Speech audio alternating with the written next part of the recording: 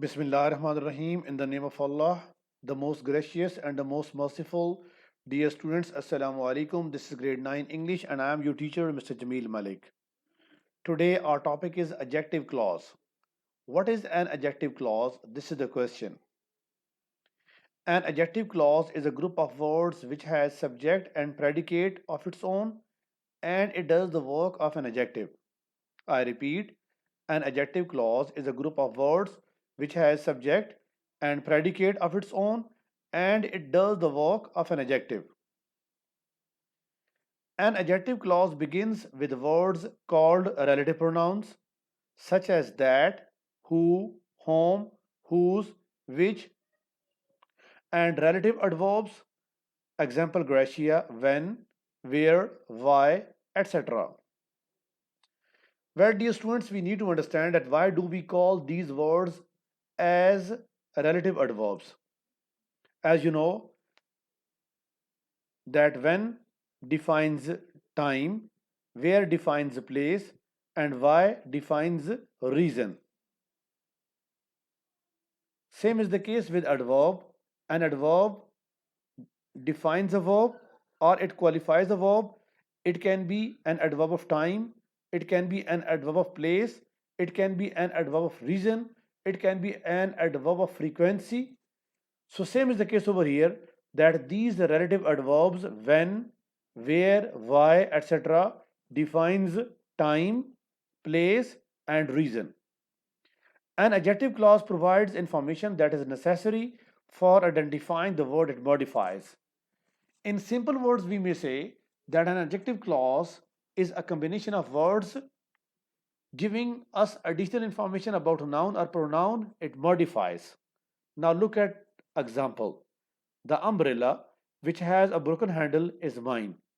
Here we need to identify the type of umbrella. The umbrella which has a broken handle. So if you concentrate over this part of a sentence which is underlined, it is defining the umbrella noun. This is why it is called adjective clause, as it has its own subject which is relative pronoun and then it has its own predicate as well. So it is an adjective clause. Now look at some other examples of adjective clause. Number 1. The house that I live in belongs to my grandfather. Well, dear students, if you read the sentence like this, the house belongs to my grandfather, it gives us a sense. But on the other hand, if you add this information which is underlined, that I live in, it is additional information about the noun the house. Which type of house? The house that I live in belongs to my grandfather. This is why this underlined part is having its own subject and predicate, and it is also defining the noun the house, so it is called an adjective clause. Look at number 2. The dog that barks doesn't bite. The dog doesn't bite. Again, it makes a sense.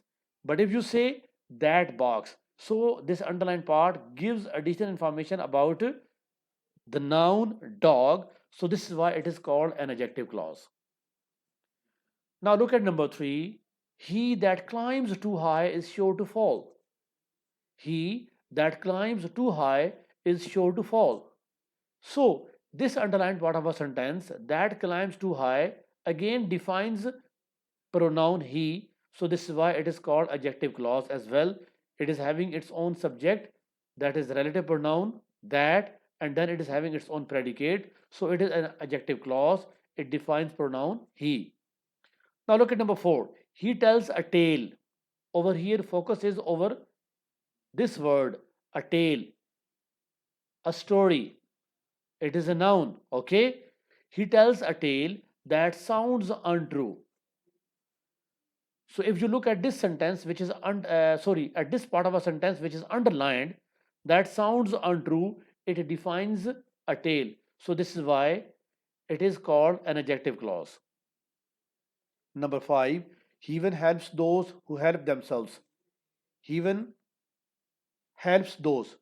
So he even helps what kind of people? Those who help themselves. So those people who help themselves. So if you concentrate over this part of a sentence which is underlined, It is having its own subject and predicate, so it is defining pronoun those. Those is used for the people, so therefore it is called an adjective clause.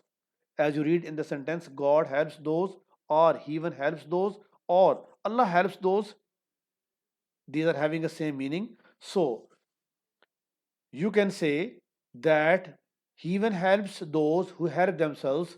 So here underlined part is an adjective clause as it modifies pronoun those. Now look at number 6.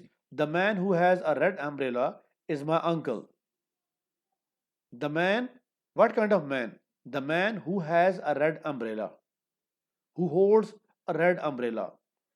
So, this part of a sentence which is underlined, again it defines the noun, the man. So, this is why it is adjective clause. Now, look at number 7. They never fail who die in great cause. They never fail who die in great cause. What kind of people? Those who die in great cause. So, this part of a sentence which is underlined, again it defines the pronoun they, which is used for the people. So, therefore, it is an adjective clause. Now, look at number 8. He never does anything that is silly. He never does anything that is silly. So, that is silly is underlined, and again it defines anything. It defines anything. So, this is why it is an adjective clause. Well, dear students, I hope you have got complete idea of adjective clause. If you have any confusion, you can get back to me as soon as possible. See you in the next video. Take care. Thank you.